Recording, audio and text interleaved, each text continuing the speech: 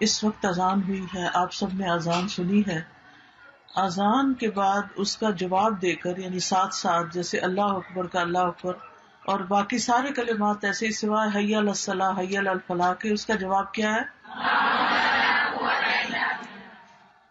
تو اس کا جواب دے کر پھر جب انسان دعا کرتا ہے تو دعا قبول ہوتی ہے. اس وقت آسمان کے دروازے کھولے جاتے ہیں. ہر اذان کے بعد آسمان کے دروازے کھلتے ہیں. حدیث میں آتا ہے، حضرت انس رضی اللہ عنہ رسول اللہ صلی اللہ علیہ وسلم سے روایت کرتے ہیں کہ آپ نے فرمایا، جب اذان دی جاتی ہے تو آسمان کے دروازے کھول دیے جاتے ہیں اور دعا قبول کی جاتی ہے. کتنا مبارک وقت ہے یہ. اس لیے جب آپ جیسے گھر میں ہوتے ہیں نا، تو ہم باتیں کر رہے ہوتے ہیں، پرواہ ہی نہیں کرتے اذان ہو رہی ہے نہیں ہو رہی، اور ہم اپنی پریشانیاں بتا رہے ہوتے ہیں ایک دوسرے کو. حالانکہ اس وقت اگر ہم چپ کر جائیں، اذان سنیں، اس کا جواب دیں اور اس کے بعد دعا کریں تو ہماری پریشانی دور ہو سکتی ہے. اپنے لیے کریں، اپنے بچوں کے لیے کریں، اپنی دنیا کے مسائل کے لیے کریں، اپنی آخرت کے لیے کریں. کتنا کچھ ہے مانگنے والا.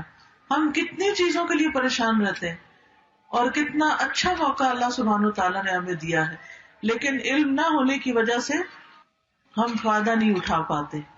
امام مناوی کہتے ہیں کہ جب مؤذن کسی بھی نماز کے لیے اذان دیتا ہے تو آسمان کے دروازے کھول دیے جاتے ہیں. ایک اور روایت میں آتا ہے، سہل بن سعد رضی اللہ عنہ نبی صلی اللہ علیہ وسلم سے روایت کرتے ہیں کہ 2 وقت ایسے ہیں جن میں آسمان کے دروازے کھول دیے جاتے ہیں اور دعا مانگنے والے کی دعا کم ہی رد کی جاتی ہے، یعنی قبول ہو جاتی ہے. جب اذان کا وقت ہو اور جب جہاد فی سبیل اللہ میں صف بندی ہو، اللہ کے راستے میں لوگ صف بنائے ہوئے ہو. اس وقت ماشاءاللہ آپ صفیں بھی بنائے ہوئے ہیں اور اذان بھی ہوئی ہے اور ایک نیک مبارک مجلس ہے. اللہ کی خاطر ہم سب یہاں جمع ہوئے ہیں، تو ہمیں کیا کرنا چاہیے؟ اپنے لیے دعائیں مانگنی چاہیے. جو بھی آپ کی زندگی میں کوئی مسئلہ ہے، کوئی پریشانی ہے، کوئی فکر فاقہ ہے، کوئی دکھ ہے، کوئی بیماری ہے، کچھ بھی ہے. اور ابھی ہم بات کر رہے تھے آزمائشوں کی، یعنی کسی بھی طرح کی آزمائش ہے تو اللہ تعالیٰ ہی اس کو آسان کر سکتا ہے. اسی طرح اقامت کے بعد بھی آسمان کے دروازے کھلتے ہیں.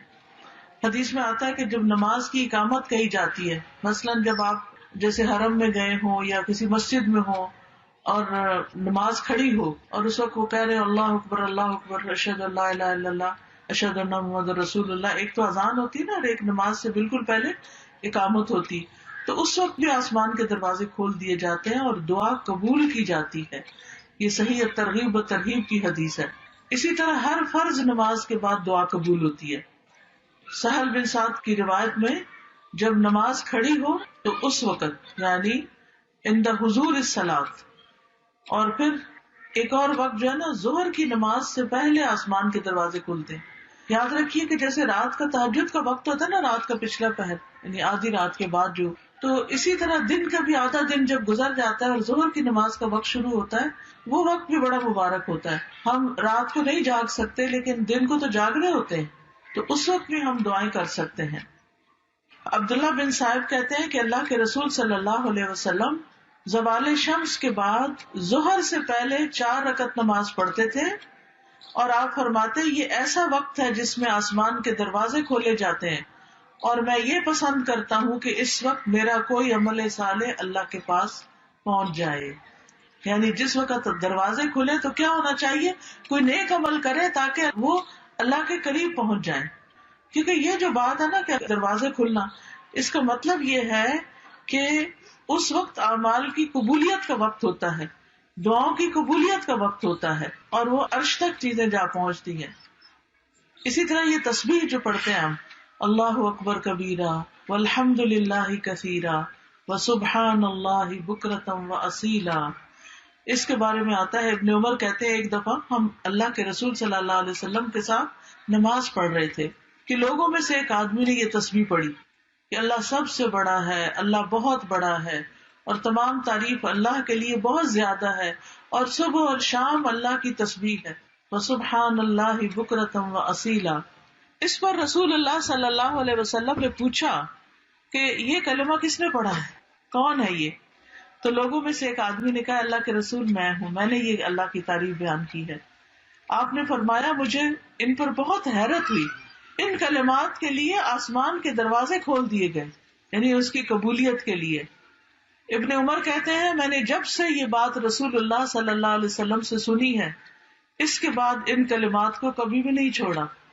تو آج کے بعد آپ بھی پلے باندھ لیں اور کبھی نہ چھوڑیں۔ چلے مل کے بھی کہلوا دیتی ہوں میں، آپ سب کہیں تو انشاءاللہ تعالی اللہ اکبر کبیرہ والحمد للہ کثیرا وسبحان اللہ بکرۃ واصیلا